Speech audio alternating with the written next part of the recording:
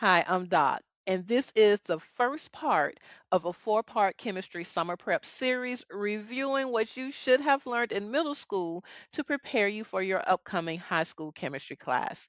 Let's get started. First, let's define what is chemistry. Chemistry is the study of matter, what it's made of, how it behaves, how it changes. Everything around you is made of matter. So, chemistry helps us to take what we can't normally see and understand what is happening. Now, this brings us to what exactly is matter? Matter is anything that is made of mass and takes up space, which means it has volume. That includes solids, liquids, and gases. Matter can change states, but it is still the same substance. For example, ice, liquid water, and water vapor are all H2O. Well, now that we know what matter is, we describe matter by its properties. A property is a characteristic that is used to describe or even identify a substance.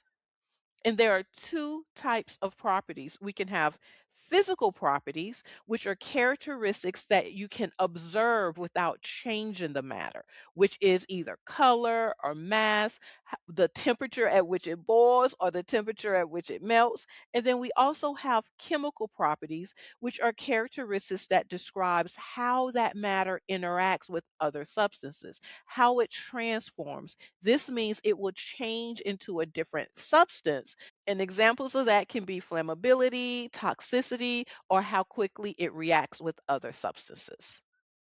First, let's talk about physical properties.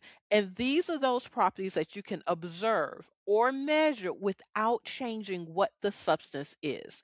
This includes things like the size or shape of a substance, its color, how it looks, its texture, the temperature that it melts, like changing from a solid to a liquid, or the temperature that it boils when it goes from a liquid to a gas. Is it magnetic or does it conduct electricity? These are all things that we can measure or observe, but the substance itself does not change. Now, chemical properties describe how a substance changes into a new substance. These changes involve a chemical reaction. This is where something new is formed with new properties from the original substance. Let's take a look at a few examples of chemical properties. Flammability is the ability of a substance to burn. Not all substances have this ability, but when it does, it is a chemical property. Reactivity describes how easily a substance will react with another. And oxidation is what happens when a substance like iron in this image forms rust. And toxicity is the ability of one substance to interact with another one, usually causing harm with that substance. In each of these cases, a new substance is produced. So, how can we tell the difference between a chemical property and a physical property? Here are the questions to ask. Does this create a new substance? If the answer is no, then it's a physical property. If the answer is yes, then it is a chemical property. So let's apply what we've learned. For each example, we'll decide whether it's a physical property or a chemical property. So let's look at this first example. Gold is shiny and yellow. Well, this is a physical property because we're describing the appearance and the gold itself has not changed. It has not formed a new substance. Our second example of wood burns in a campfire. This is a chemical property because burning wood changes it into ash, and ash has different chemical properties than wood, making it a new substance. The next example, water boils at 100 degrees Celsius. This is a physical property. It changes it from a liquid to a gas, but it is still H2O. Now pause the video and determine for the next three examples if they are a physical property, a chemical property, and why. Iron rusting when left in the rain is a chemical property. This is an example of oxidation where a new substance is formed from the iron, which is iron oxide. Sugar dissolving in water is a physical property. Because the sugar is still sugar in the water. It is not a new substance. And milk turning sour over time is a chemical property because a new substance has been formed due to that bacteria in the milk causing a chemical change.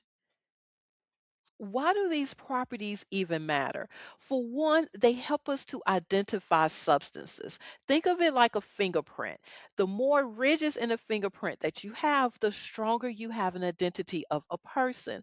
The more properties that we're able to assess or identify of a substance, the better we can identify that substance. And they help us choose the correct materials by understanding how they behave. When we understand that, we can better select materials to perform different functions in our technologies and experiments, as well as keeping people safe. Here are some key takeaways from this lesson to take with you as you start chemistry. Chemistry is the study of matter, and matter is everything around us. Matter has mass and takes up space, which is volume, and matter can be described with two properties. Physical properties do not change the substance, where chemical properties describe how a substance changes into a new substance. And the key thing to remember when distinguishing between physical properties and chemical properties is, does a new substance form? If yes, it is a chemical property. If no, it is a physical property. Now that we've reviewed the properties of matter, it is time to review atomic structure and subatomic particles in part two.